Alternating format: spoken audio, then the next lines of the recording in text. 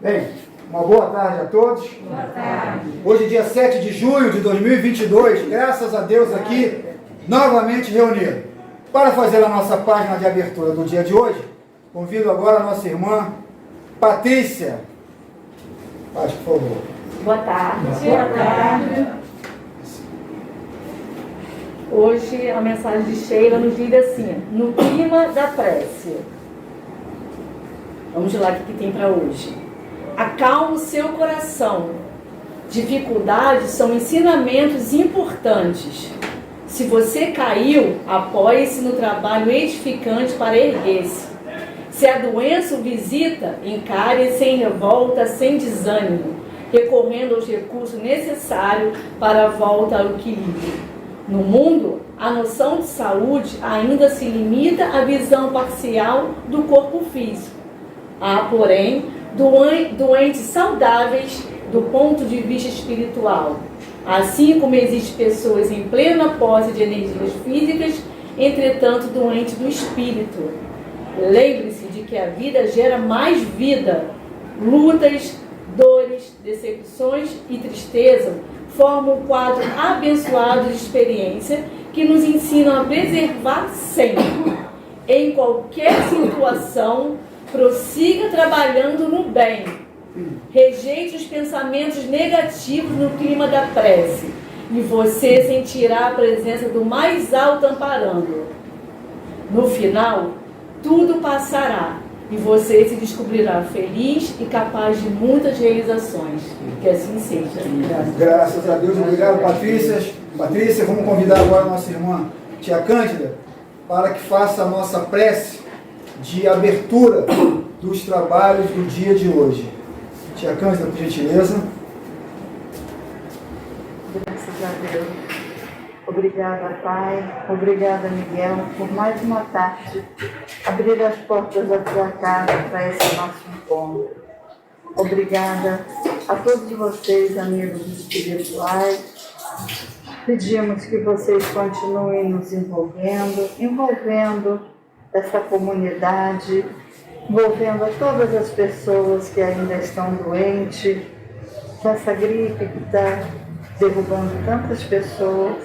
Ajuda, amigo, Dr. Bezerra de Menezes, que possa levar a medicação necessária para cada um. Envolva aqueles nossos irmãos que hoje não puderam estar aqui conosco. Leve a tua paz, Senhor, a todos os lares, a toda a humanidade. Fica conosco, Senhor, hoje e sempre. Graças a Deus.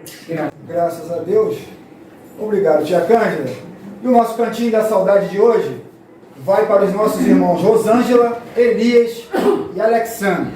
A vocês, amigos queridos, o nosso carinho e a nossa gratidão. Lembrando que no próximo sábado o estudo será com o Zé Inácio e a Alcione. E na próxima terça, minha amiga, minha irmã Neuza.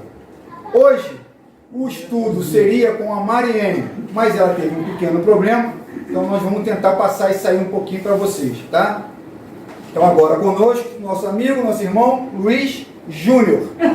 A lição de hoje será o culto familiar. A lição 48 do livro Nosso Lar. Então nós vamos ler um pouquinho e vamos explicar. É uma passagem muito bonita, muito bacana, essa do Nosso Lar, né? Aqui prova pra gente que nós vivemos exatamente em dois mundos, né? Às vezes dormindo nós estamos lá e nós estamos aqui. Então nós vivemos em dois mundos realmente. A lição diz o seguinte pra gente. André fala para nós o seguinte: talvez que para os praticantes do espiritismo, ou seja, para nós, André não era espírita, não fosse tão surpreendente a reunião a que compareci em casa de Lísias. Aos meus olhos, porém, os olhos de André, o quadro era inédito e interessante.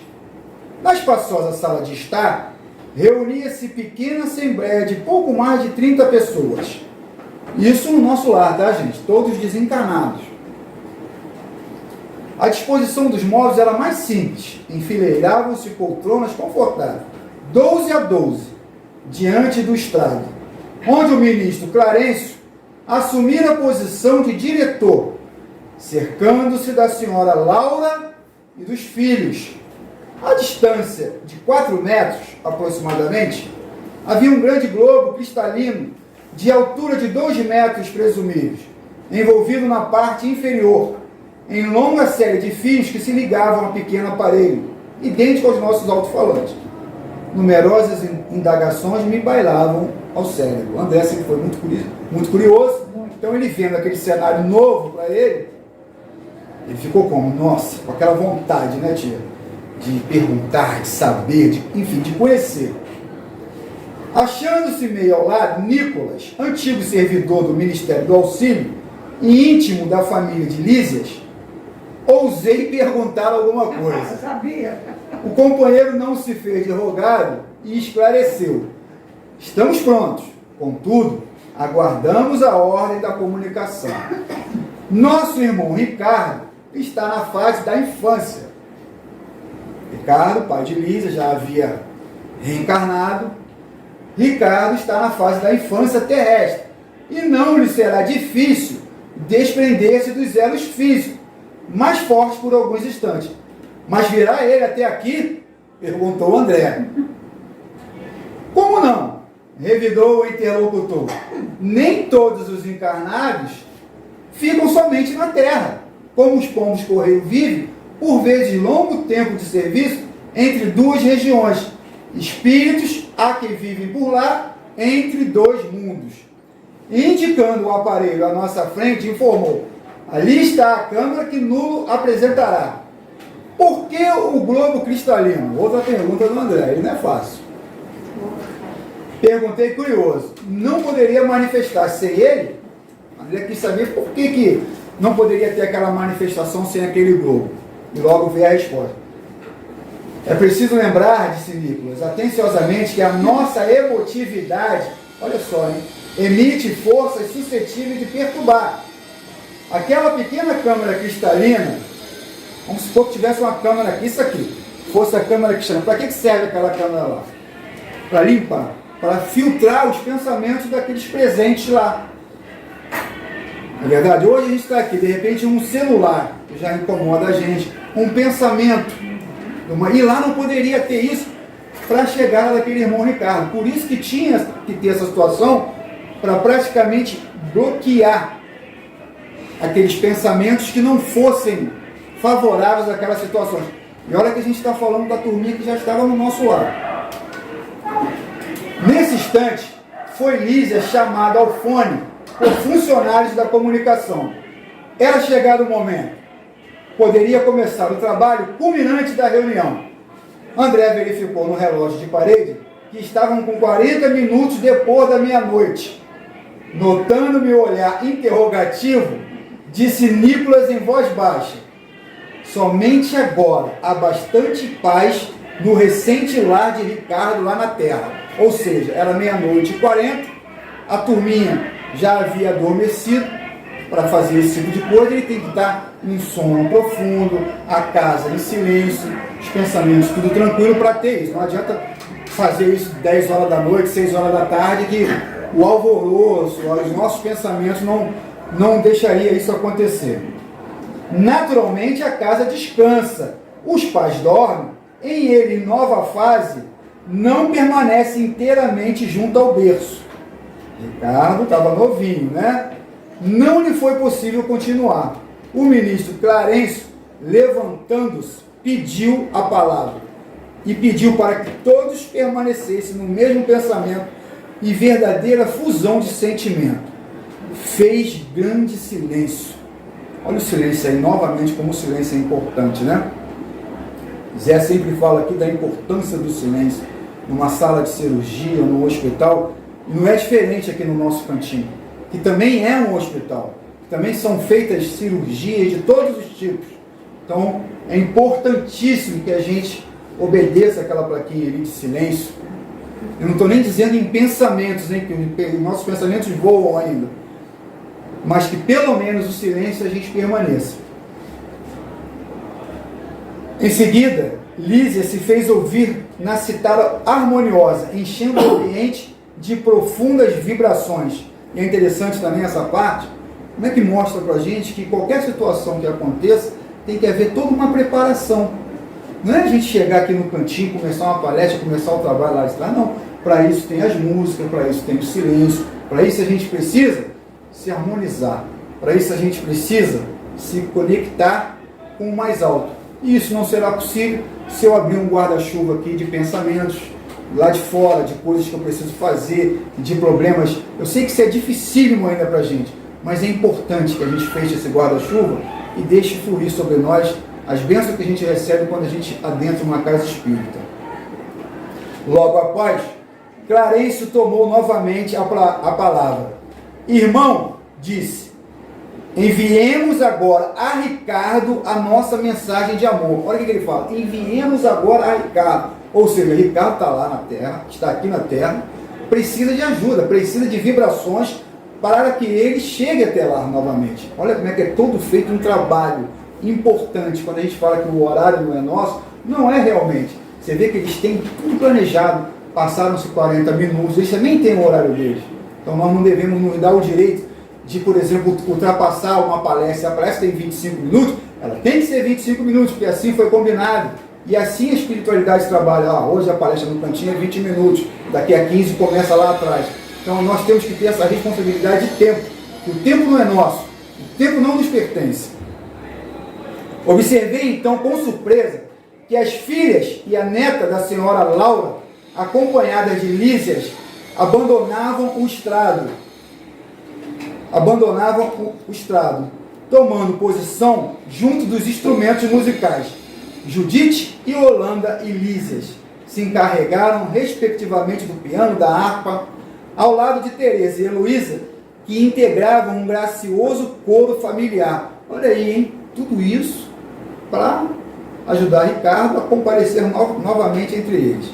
As cordas afinadas casaram os ecos de branda melodia, e a música elevou-se, cariciosa e divina, semelhante a gorjeio celeste.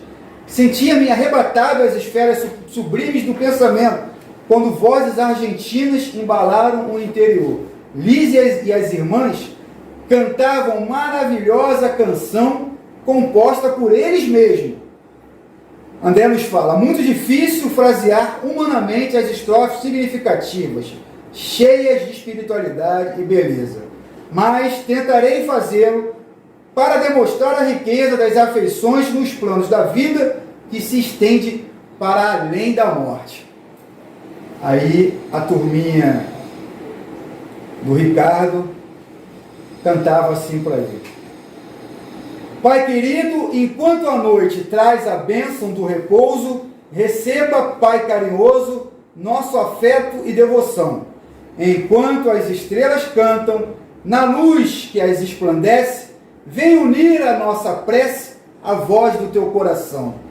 Não te perturbes na estrada de sombras do esquecimento, não te doa o sofrimento, jamais te firas no mal. Não temas a dor terrestre, recorda a nossa aliança, conserva a flor da esperança para a aventura imortal. Enquanto dormes no mundo, nossas almas acordadas relembram as alvoradas desta vida superior.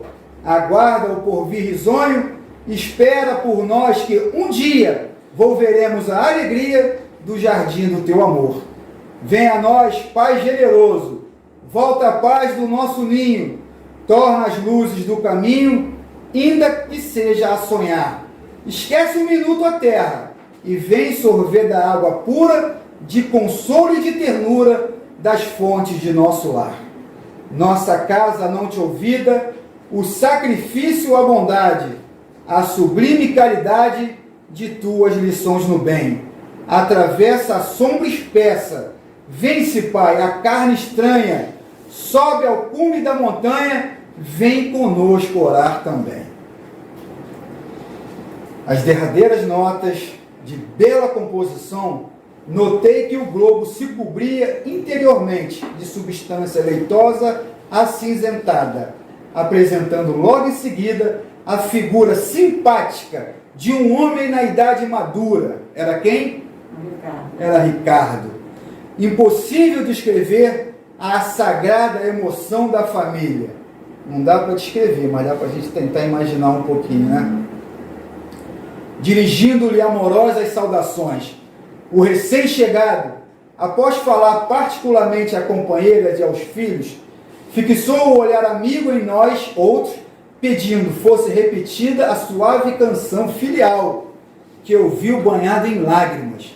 Quando se calaram as últimas notas, falou comovidamente: ó meus filhos, como é grande a bondade de Jesus, que nos aureolou o culto doméstico do Evangelho com as supremas alegrias desta noite. Nesta sala, temos procurado juntos o caminho das esferas superiores. Muitas vezes, recebemos o pão espiritual da vida, e é ainda aqui que nos reencontramos para o estímulo santo. Como sou feliz, disse Ricardo. A senhora Laura chorava discretamente. Lísia e as irmãs tinham os olhos marejados de pranto. Percebi que o recém-chegado não falava com espontaneidade e não podia dispor de muito tempo entre nós. Possivelmente, todos ali mantinham análoga impressão, porque vi Judite abraçar-se ao globo cristalino e ouvindo-a exclamar carinhosamente: Pai querido, diga o que precisa de nós, esclareça em que poderemos ser úteis ao seu abnegado coração. A resposta dele é uma coisa incrível. Observei então que Ricardo pousou o olhar profundo na senhora Laura e murmurou: o que será que Ricardo quer? O que será? Será que ele quer ficar milionário nessa próxima encarnação? Será que ele quer ter grandes fazendas, apartamentos, carros do ano? Ricardo falou assim com eles: sua mãe virá ter comigo em breve. Olha a continuação da coisa, Neuza.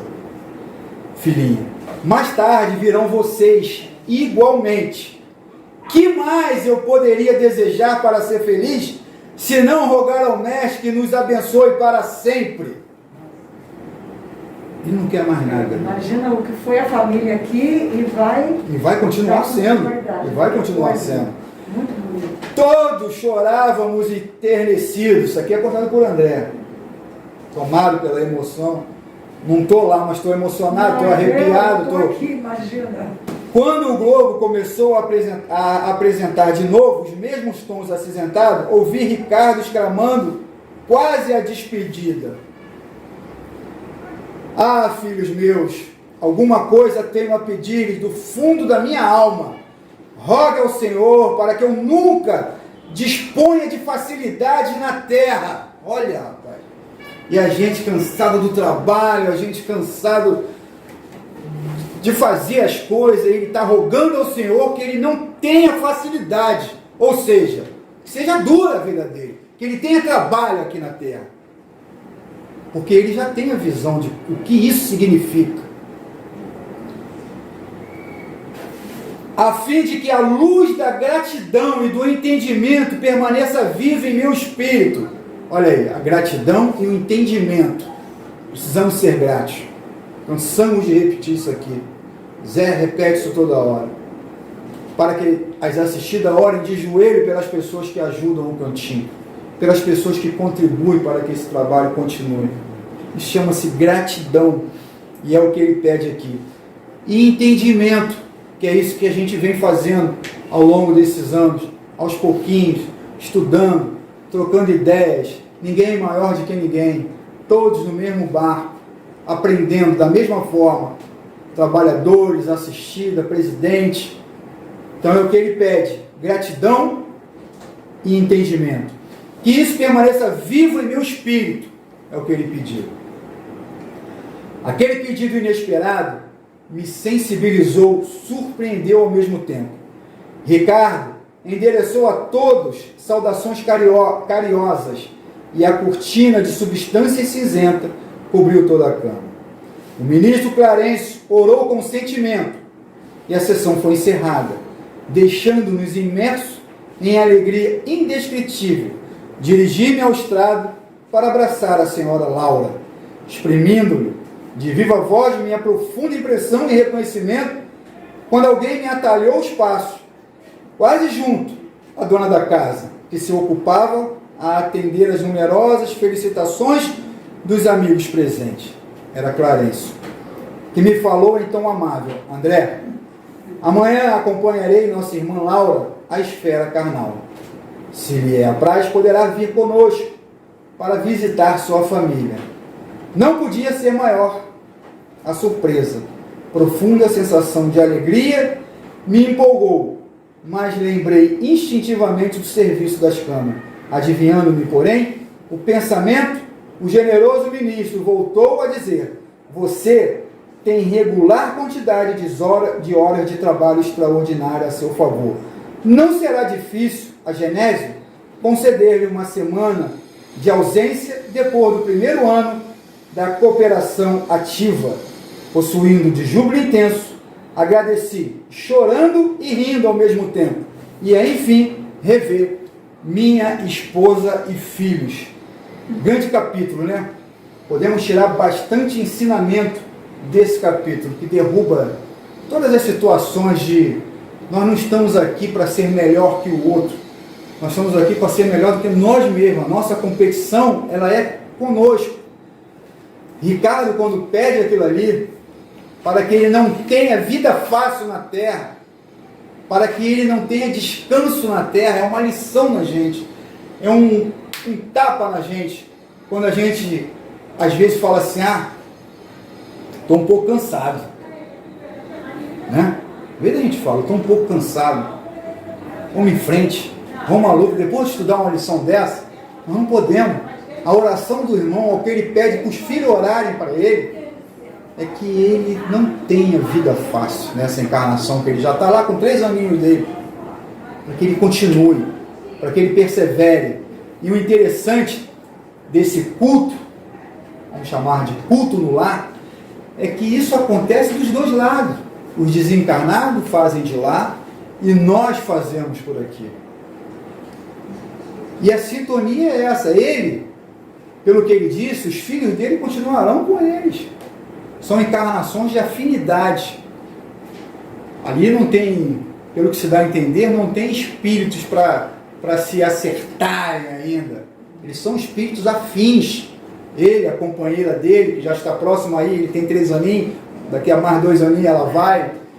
E eles vão se encontrar, não tenha dúvida disso. Deus faz esse trabalho para nós, como faz quando a gente pratica a caridade. Nós temos inimigos? Temos muitos.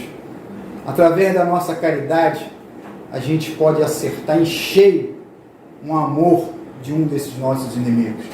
Porque Deus faz acontecer esses encontros, Deus. Deus faz acontecer de uma criança que você apadrinha, possa ser neto, tataraneto, enfim, possa ter uma ligação com esse teu obsessor. Assim como houve com Divaldo. Deus faz essas situações, basta você se propor a trabalhar, se propor a fazer, não escolher trabalho, aquilo que aparecer, você fazer. Seja como porteiro, seja como lavador de banheiro, seja como palestrante, seja como colocar os alimentos lá em cima, enfim, trabalho para Jesus não é igual aqui para os homens que separam e dão valores.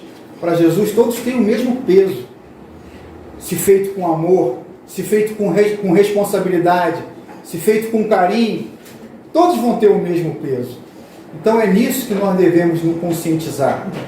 Nosso culto no lar, importantíssimo. E vocês viram que o culto no lar para eles fazerem, como foi orquestrado, como foi planejado, até um aparelho para que não tivesse pensamentos que não fossem de boa ordem ali, foi colocado lá.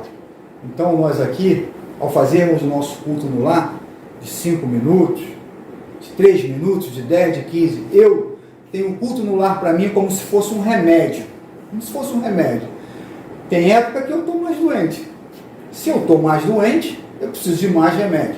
Então eu faço 3 vezes na semana. Quando eu estava com a Covid, que é uma doença séria, eu fazia 1 vez por dia o culto no lar. Cambaleando, mal, sentava na cama, que eu não conseguia ficar na mesa, a gente sempre fala, não interessa. Se você estiver mal, estiver um porquê, você pode fazer ali na sua cama, onde for. Mas culto no lar é remédio. Culto no lar precisa que você tenha um evangelho ou a Bíblia, o que você quiser que seja uma palavra edificante. Vamos ter revistas da internet, vamos ter o evangelho, vamos ter a Bíblia e vamos deixá-la aberta. Espírita não pode ter evangelho fechado dentro de casa. Vamos deixar aberto. Mas por que, Luiz, vamos deixar aberto? Nós não falamos dos nossos inimigos. Esses inimigos que nós temos, nós batemos, tá? Na maioria das vezes, eles são as vítimas. Ah, são os obsessores que estão me perturbando. Não, nós batemos nele. Nós batemos nele. E eles agora querem, de alguma maneira, bater em nós. O evangelho aberto na nossa casa, esse irmão lá com você, ele vai ficar indo, vendo tudo que você faz. Uma hora ele pode bater numa página e ter uma curiosidade do que está escrito naquela página. E aí entra a misericórdia de Deus, entra a justiça divina. Aquela página ali pode estar escrito tudo aquilo que ele precisa. E aquilo vai para a casa dele. Se o espírito que me acompanha, a qual eu bati, mas hoje chamo ele de obsessor, chega na minha casa, meu livro está fechadinho assim, e aí? Devemos deixar ele aberto, sim, aberto. Aquele espírito ronda, está dormindo, né, seu Luiz Júnior? Vamos ver que tanto que você lê aqui. Rapaz, não é que é aquilo ali mesmo? E isso aos poucos vai sensibilizando esse espírito que te persegue. Agora, é necessária a nossa mudança, tá? É necessária a nossa mudança para que esse irmão, volta a falar, que nós batemos, possa ver que realmente nós estamos arrependidos. Não somente dentro de uma casa espírita, que é muito fácil ser bonzinho. Lá fora. Aqui é uma escola, só que as nossas provas são feitas lá fora, não são feitas aqui. Aqui, pisando no meu pé, eu vou pedir desculpa, não vale. Não vale, aqui as provas não valem. Não vale as provas aqui. Aqui vale o aprendizado. E aí quando eu sair daquela porta ali, as provas começam. Na primeira fechada que um carro me der, no primeiro xingamento que alguém da rua me der, aí são as provas. Será que ele está aprendendo lá? Ou ele só é bonzinho lá? Então, é uma junção de mudanças, de coisas. Evangelho aberto no quarto, novas atitudes. Mudança, reforma íntima. É isso que nós precisamos enquanto ainda estamos aqui. Que Jesus nos abençoe e nos proteja sempre. Graças a Deus. Agora vamos para o nosso passo coletivo. A hora da gente conversar com o nosso amigo Miguel. Agradecer para ele todas as oportunidades que ele nos proporciona, envolvendo nossos amores e esses enfermos que a gente tem visto por aí.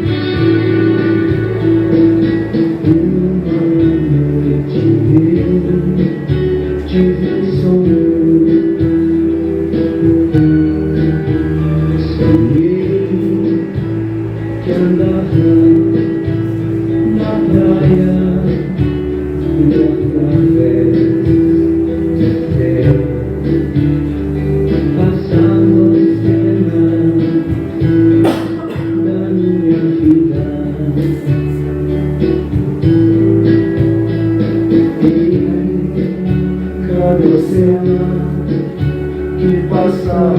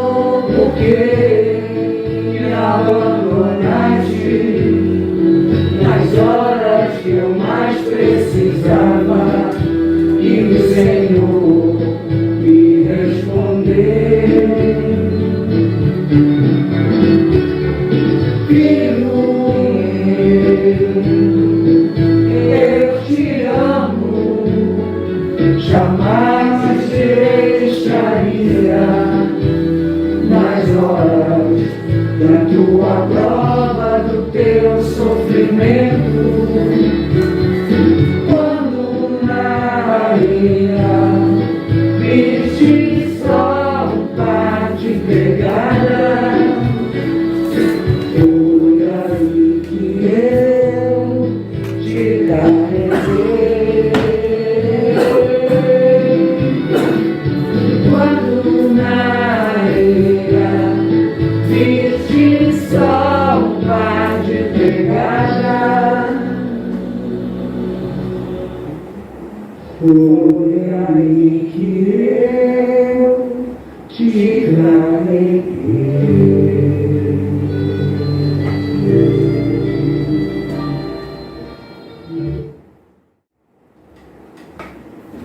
Neuza, por favor, faz a nossa prece para encerrarmos os trabalhos do dia de hoje.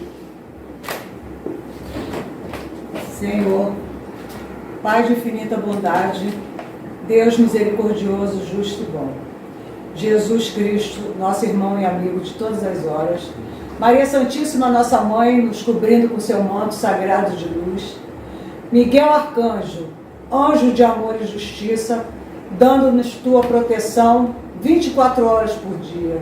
Abençoe, Senhor, a todos, faça com que possamos continuar unidos nesse trabalho de luz, de amor e de carinho, que a fraternidade seja sempre nossa companheira em todas as horas, que possamos estar unidos na fé, no amor, na compreensão, e que tu, Senhor, nos acompanhe e nos proteja agora e sempre, que assim seja, graças a Deus. Graças a Deus, obrigado, Neuza.